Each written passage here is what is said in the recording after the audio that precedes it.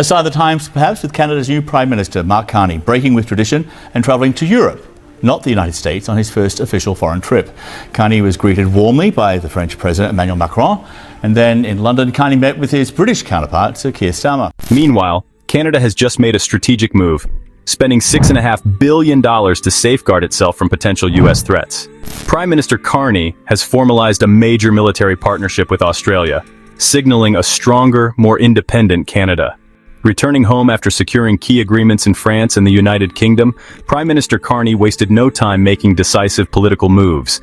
But this isn't just about strengthening ties with traditional allies.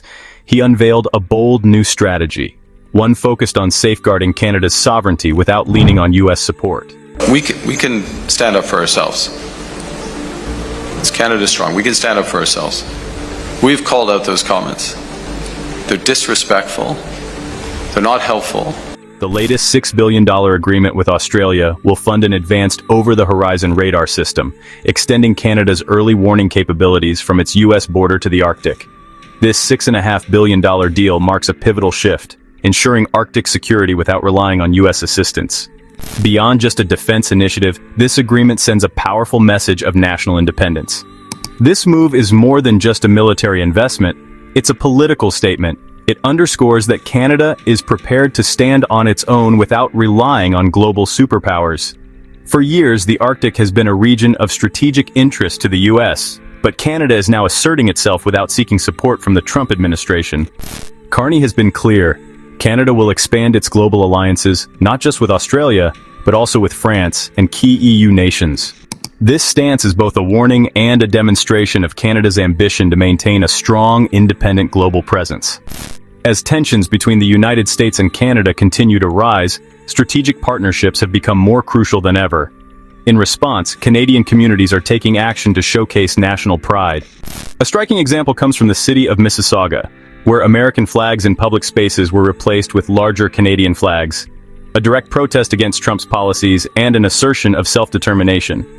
It's unfortunate that one man and his supporters are causing such economic disruptions, making life difficult for businesses on both sides of the border, said Mississauga's mayor, Carolyn Parrish. We're seeing a valuable relationship being strained. More than just symbolism, this reaction reflects Canada's growing frustration with U.S. policies, while reaffirming the country's commitment to sovereignty. The ongoing trade tensions between Canada and the United States aren't just political, they're hitting economies on both sides. American businesses are seeing sharp revenue losses in Canada. Recent reports show an 85% decline in Canadian travel to the United States, while Canadian consumers are increasingly rejecting U.S. goods.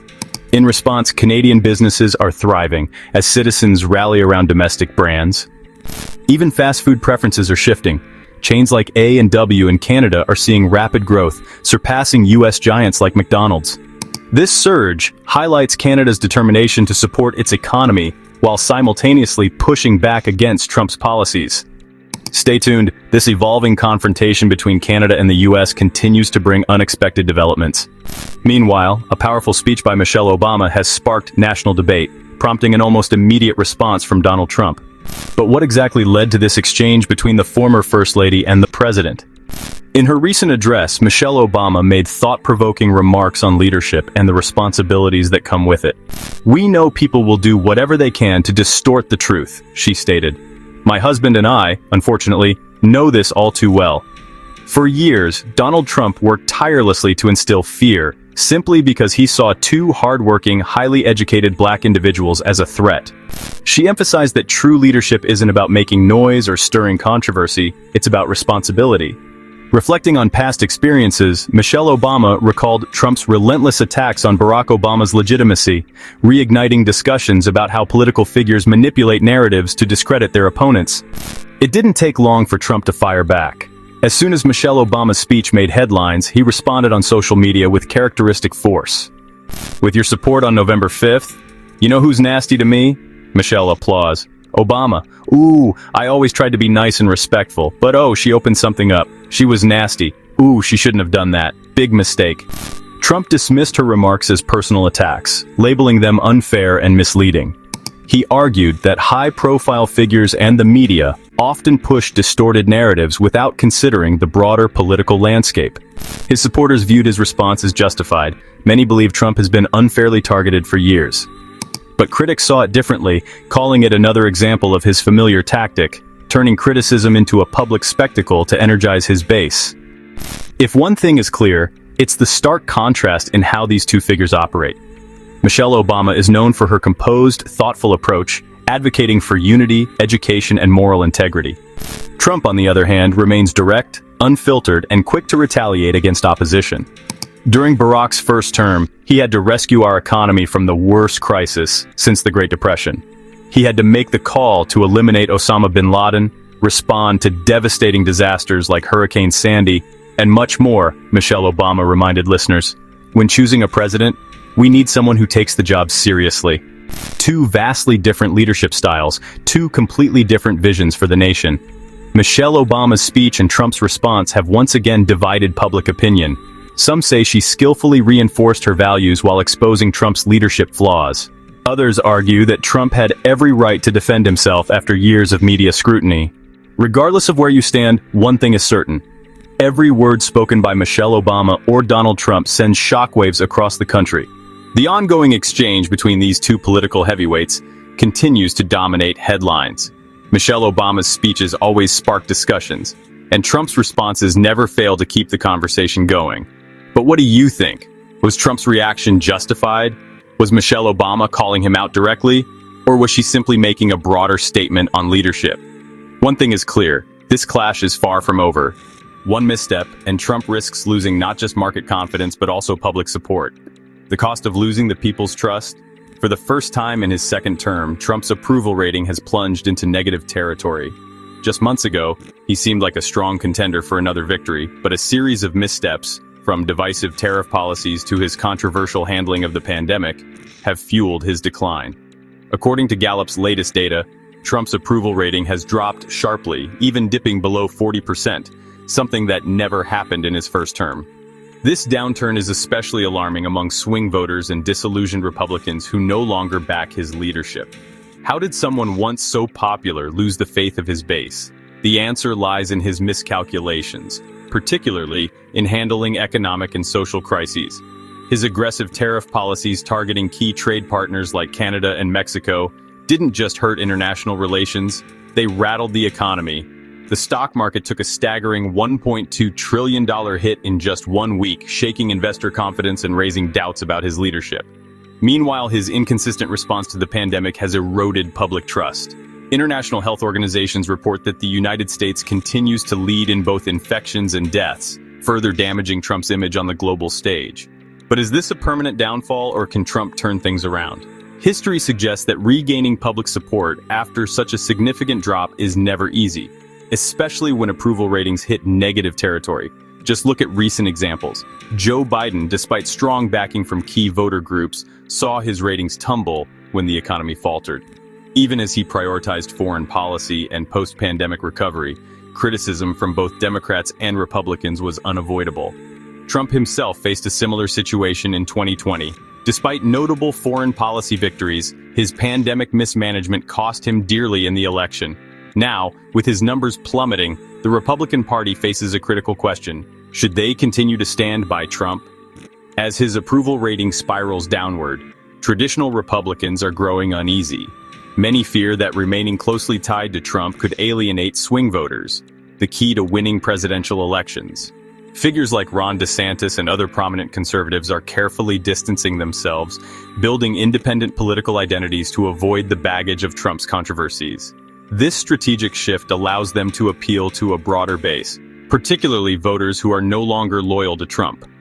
Others within the party have opted for silence, neither openly supporting nor denouncing him. Instead, they're adopting a wait-and-see approach, avoiding direct conflict while assessing the political landscape closer to election time.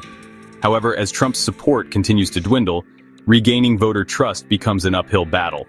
The recent congressional hearing only intensified the scrutiny on Trump and his allies, turning into a complete disaster for his camp. With key details now exposed, there's no more room to hide. One of the rising figures in the Democratic Party, Representative Jasmine Crockett, took center stage, delivering a blistering takedown of Trump and the MAGA movement. With sharp, calculated questioning, she exposed deep flaws in their policies and rhetoric, making it impossible for them to sidestep accountability. Crockett, a rising political force from Texas, has quickly built a reputation as a fearless fighter in American politics. In just a few years, she has become a powerful voice within the Democratic Party, known for her relentless approach to confronting the GOP. During the latest congressional hearing, she didn't hold back, particularly when addressing the hypocrisy surrounding immigration policies and crime in sanctuary cities. What started as a routine political debate escalated into a fierce intellectual showdown. Republican lawmakers attempted to link rising crime rates to sanctuary city policies, but Crockett wasn't having it. She turned the argument on its head with a straightforward question. I know many of you came prepared for this hearing, armed with data on immigrant crime, but let me ask each of the mayors here, yes or no, have you been made aware of an immigrant with 34 felony convictions who is still roaming free in your city?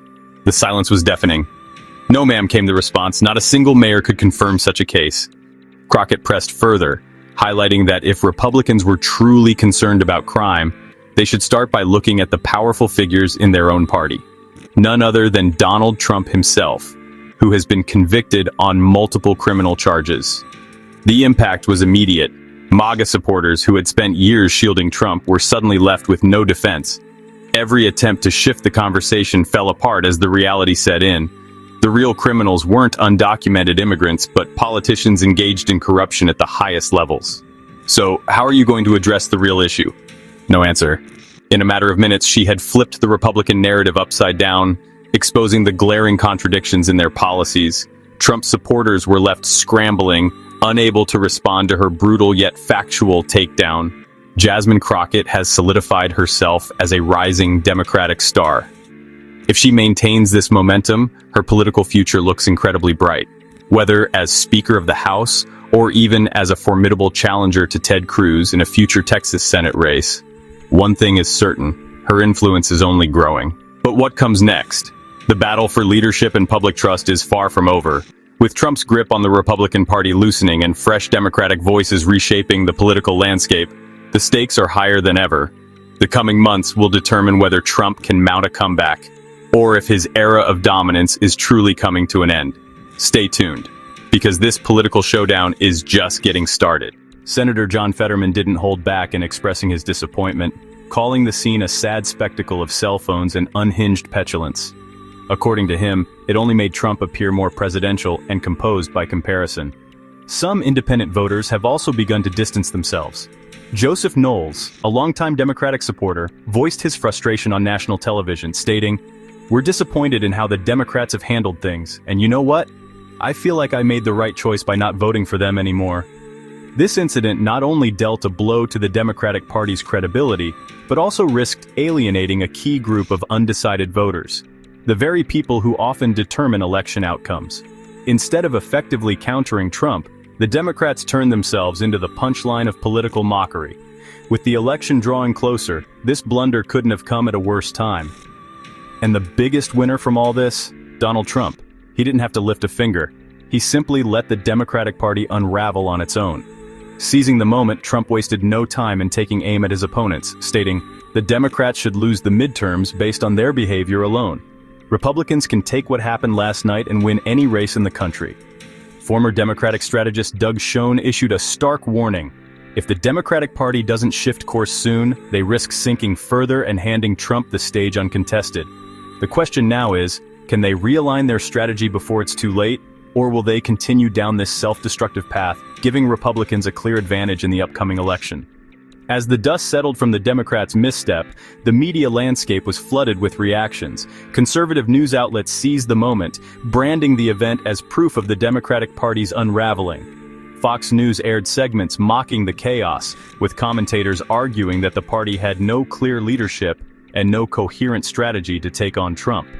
Even traditionally, left-leaning networks couldn't ignore the impact, with some hosts reluctantly admitting that the Democrats had handed Trump a political gift. As the dust settled from the Democrats' misstep, the media landscape was flooded with reactions. Conservative news outlets seized the moment, branding the event as proof of the Democratic Party's unraveling. Fox News aired segments mocking the chaos, with commentators arguing that the party had no clear leadership and no coherent strategy to take on Trump. Even traditionally, left-leaning networks couldn't ignore the impact, with some hosts reluctantly admitting that the Democrats had handed Trump a political gift.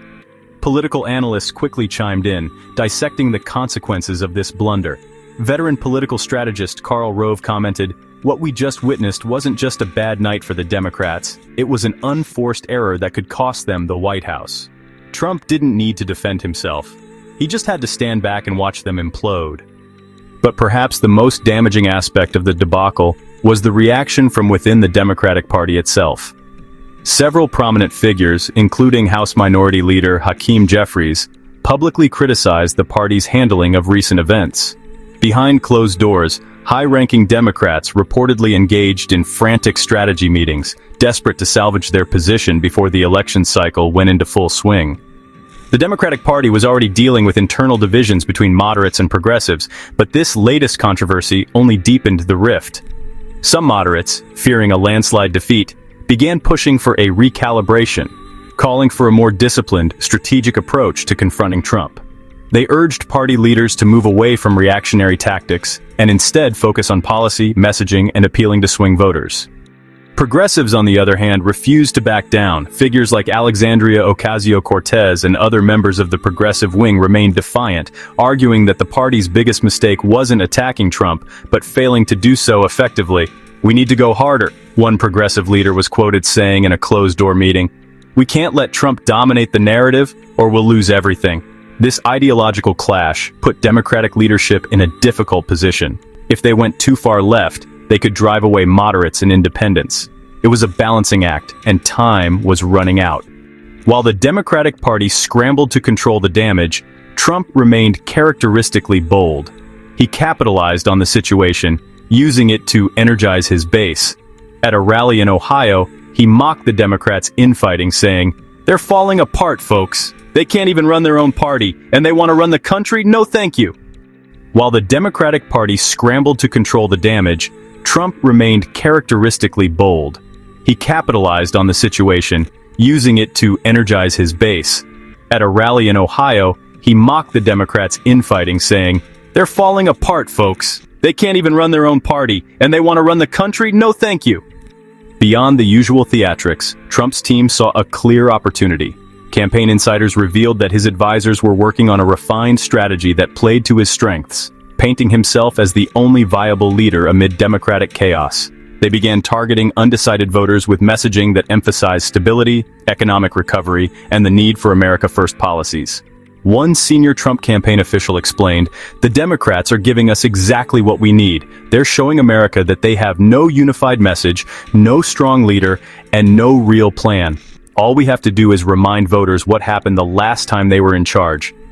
While Trump's base remained fiercely loyal, independent voters held the key to the upcoming election. Historically, independents had swayed elections, and both parties knew it. The problem for Democrats was that this latest debacle had pushed many undecided voters further away. Polling data in key battleground states showed a significant shift. Before the incident, independent voters were nearly evenly split between Biden and Trump. But in the days that followed, Trump gained a noticeable advantage. A recent poll from Rasmussen showed that among independents, Trump now led Biden by 7 points, a gap that, if maintained, could prove decisive. Voter sentiment also reflected broader dissatisfaction with the Democratic Party's leadership. Many felt that instead of presenting a clear, effective alternative to Trump, Democrats were engaging in political theatrics. As one independent voter put it in a CNN interview, "I don't like Trump's style, but at least he has a strategy. The Democrats? They're just reacting to him all the time." As the political battle intensified, both parties ramped up their media efforts. The Democratic Party attempted damage control, with key figures making media appearances to shift the conversation back to policy. They highlighted Trump's legal troubles, his past failures. As the political battle intensified, both parties ramped up their media efforts. The Democratic Party attempted damage control, with key figures making media appearances to shift the conversation back to policy. They highlighted Trump's legal troubles, his past failures. However, Trump's media machine was relentless. His team flooded social media with carefully curated clips, turning the Democrats' chaotic performance into viral content. Memes, edited videos, and reaction posts spread rapidly, reinforcing the narrative that Trump was the stronger, more disciplined candidate. Right-wing influencers, conservative news networks, and even some neutral political commentators amplified the message, making it increasingly difficult for Democrats to regain control of the story. With the election looming, both parties faced critical decisions. For Trump, the strategy was clear. Let the Democrats continue making mistakes while solidifying his base and winning over independents. For the Democrats, the challenge was much greater. They needed to unify, refine their messaging, and focus on what truly mattered to voters. The next few months would be pivotal. Would the Democratic Party recover and mount an effective campaign against Trump? Or had they already done irreparable damage? As Election Day drew closer, the stakes had never been higher. The battle for the presidency was no longer just about policy. It was about public perception, media influence, and the ability to maintain a disciplined campaign. For Trump, it was about proving that he was still the dominant force in American politics. For the Democrats, it was about regaining credibility and convincing voters that they could offer a better future. One thing was certain: America was watching. The next move could change the course of history. And as both sides braced for the final showdown, the question remained: would the Democrats find a way to stop Trump, or had they already handed him the victory? Thanks for watching. Please share your thoughts in the comments, and don't forget to like and subscribe if you haven't subscribed yet.